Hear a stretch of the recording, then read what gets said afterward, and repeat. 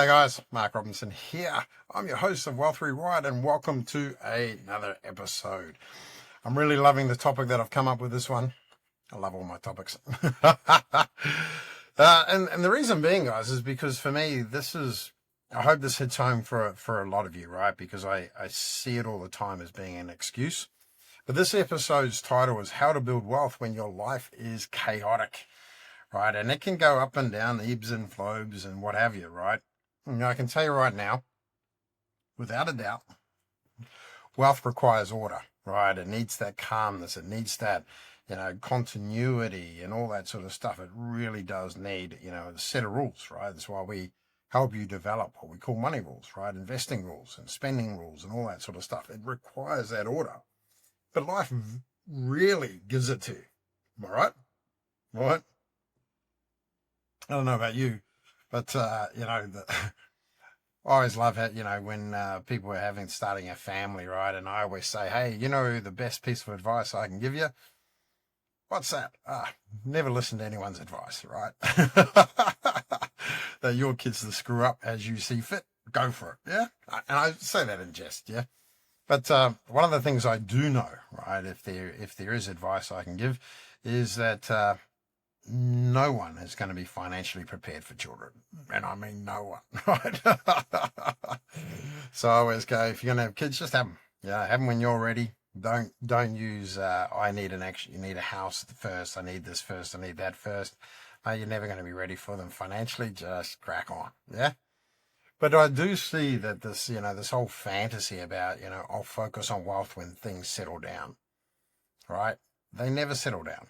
Right? There's always something else, whether you're expanding a business, contracting in the business, selling a business, getting a new job, starting a new career, having kids, going through divorce, all that sort of stuff. There's always something that happens in life, right? So you're never going to be ready. There's never going to be a right time. And I've found if you just consistently put time aside in your diary, minimum 3 hours a week, right? Hopefully you get up to 7 to 10 hours a week. That's that sweet spot, that 10 hours a week that you can spend on your financial education, your wealth education. And that is things like listening to podcasts like this one, right? And different strategy podcasts and listening to, things like Gaia, Mind Valley, and all these really, really helpful tools that allow you to, become that future self, right? And, things like our future self bot coming up, right? These are the things that are going to help you, yeah? The one thing I've learned, guys, is the fact that chaos does not stop wealth, right? It only stops the people waiting for perfect conditions. It's that simple, yeah? It's never going to stop wealth, yeah? Wealth isn't built in calm seasons. It's built in how you behave during the messy ones. During all that chaos, how do you behave? And you've heard me a lot over the last few episodes talk about, breath work, breathing, sitting, being calm, being centered, getting your nervous system in check, all these sort of things, right? Because I can tell you right now, the most successful people create internal order when external order is impossible. Yeah? You don't need a calm life, guys. You need a calm process. Yeah. And this is something that we've developed, right? We call it the chaos protocol. And this is how you to move when you feel overwhelmed, right? Step 1, just stop. Yeah. Interrupt the spiral. Just stop. Boom. Step 2, simplify. Strip everything back to one next step. And then now, since day one with the International Academy of Wealth, we've always spoke about the 90-30-7-1. Right? Work out all the things you want to do in 90 days, work out all the things you want to do in 30 days, the next 7 days, today, one action step. Boom. What are you going to do today? Yeah. The next step is stabilize, right? Regulate your nervous system and then act. Step 4, stack. Tiny wins rebuilds momentum quickly, right? Starting to wonder whether the All Blacks should start to play Japan and Samoa and Tonga and all the small ones to start getting some wins back. I'm joking. They're my favourite team. Those of you that know me, I absolutely love rugby. I don't know why I expect them to win all the time, but that's what our hardcore guys is. I don't, the occasional loss is okay. Yeah. I tell you what, guys, by doing these 4 simple steps, right, whether it's, it's stop, simplify, stabilize, and stack, chaos becomes manageable when you reduce the decision load, right? And this protocol keeps you in flow even when life is wild. Yeah. So what do you do when everything hits at once, right? I remember there's that old folklore of everything happens in threes, right? So if everything happens at once for family, business, stress, what do you do? Yeah. So what I do is I would treat chaos like a triage, right? Prioritize what stops the bleeding first. Okay. Triage, right? Emergency unit, right? Prioritize what stops the bleeding first. I remember years ago we were doing at our first aid course, and we were doing an accident simulation, right? And I was someone in the car, and I was making all this noise. I was going, I'm sore, I'm pain, blah blah blah blah blah. And these other people that were quiet, right? And they got treated first. And I remember saying to them, I said, "Oh, how I was making all this noise. Why didn't you treat me?" And he goes, "It's the in emergencies, it's the ones that can't talk, can't make a noise, are the ones that are in trouble." Right? Yeah, right. It was a really interesting lesson. Yeah. So when you think about it, right, emotional overwhelm makes everything feel urgent, right? But in reality, most of it isn't. Yeah. Protect your energy first, productivity second. You've got to have that energy protection all the time, right? And then instead of isolating, communicate with your circle, right? Because pressure compounds in silence. And I put my hand up, guys. I need to do this better. Yeah, I'm constantly wanting to do better.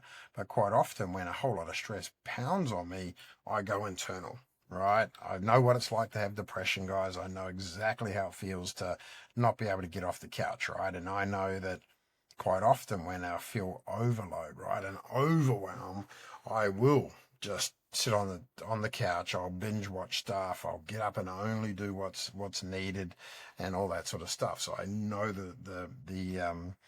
I spot it, right? I spot the symptoms, so to speak. But I can get out of it better now. I know that breath work helps. I know that just by getting up and moving, going for a small walk helps. All these sorts of things, right? So I'm really conscious of what needs. Yeah. Now, one thing I want you to remember, guys, chaos is temporary, but emotional decisions can create permanent damage. And this is why we want you to be consistent in your wealth creation. Yeah. So what's the difference between emotional decisions versus investor decisions, right? Emotional decisions focus on comfort. Investor decisions focuses on outcomes. So guilty of this sometimes, guys. Things aren't going on. Oh, Uber Eats. Blah, blah, blah, blah, blah. Oh, that felt so good. Oh, I feel so guilty. I didn't need that. Uber Eats. Nom, nom, nom, nom. Oh, that felt so good. Oh, that feels so guilty. Yeah. Right. Rather than that $100 I just spent on Uber Eats, chucking it into I don't know, a dollar cost averaging strategy in Bitcoin. Yeah. Does that make sense? Like, see what it is, guys? The emotional decision. It's all about comfort, right? Emotions respond to pressure. Investors respond to data. Emotions respond to pressure. Investors respond to data. You've got to make a decision now. The house is going to be sold. I've got 3 other buyers in it. I don't give a shit. The data. What does the data say? If the data says, yeah, buy it, then buy it, right? But don't worry about all the other pressure that somebody else is putting on you, right? I can tell you right now, guys, emotional decisions may feel good now, right? But investor decisions will feel good later, and quite often forever. Yeah. Investors, without a doubt, they delay gratification. It's their superpower. You've got to understand that. Yeah. If you can delay gratification, if you can, buy a house that suits you now, or, move into buy an owner-occupied property that's going to be a good rental, or you could do a renovation to it, add value, and then move to the next one. So many kids, I think it's a lot less now, But I remember probably about 10, 15 years ago, you know, I saw a lot of young people buying their dream house. Their very first home was their dream home, right? And they were getting into so much debt, putting so much pressure on themselves, on their relationships, you know, and then all of a sudden they have to do more and more debt, all this sort of stuff, right? So just be careful around that. One thing I do know, guys, that when you're emotional, your IQ drops, literally, right? Your brain gets hijacked. So all the cortisol and all the other, oh my God, my brain's starting to stop working. You know, all the other bits and pieces, right? The atoms and all that sort of stuff. It just flows through, and it just you get smashed, guys. Yeah. So what do we need to do, right? We want to start to rebuild internal clarity when life feels unstable. Yeah. Because without a doubt, certainty comes from behavior, not circumstances. And this is why we want you to be consistent in everything that you do. Yeah. So when life shakes, you tighten your routines, you don't abandon them. Right. And I know exactly, like I've literally spent the last 14 days, right? Go, go, go, go, go. We've had a base camp. We had another live event. We launched our bank at the CryptoCon, you know, incredible pace. Where I stuffed up a little bit is I felt I didn't have time for my routines, right? I felt I didn't have time to find accommodation that was near a place that had a sauna, a proper gym, a plunge pool, right? So for 10 days, I didn't have my routine, right? My consistency, and I felt it. You know, I could feel it. Yeah. And the minute I got off my backside and started my routine again, which happened to be this morning, OMG, back to productivity, back to everything, right?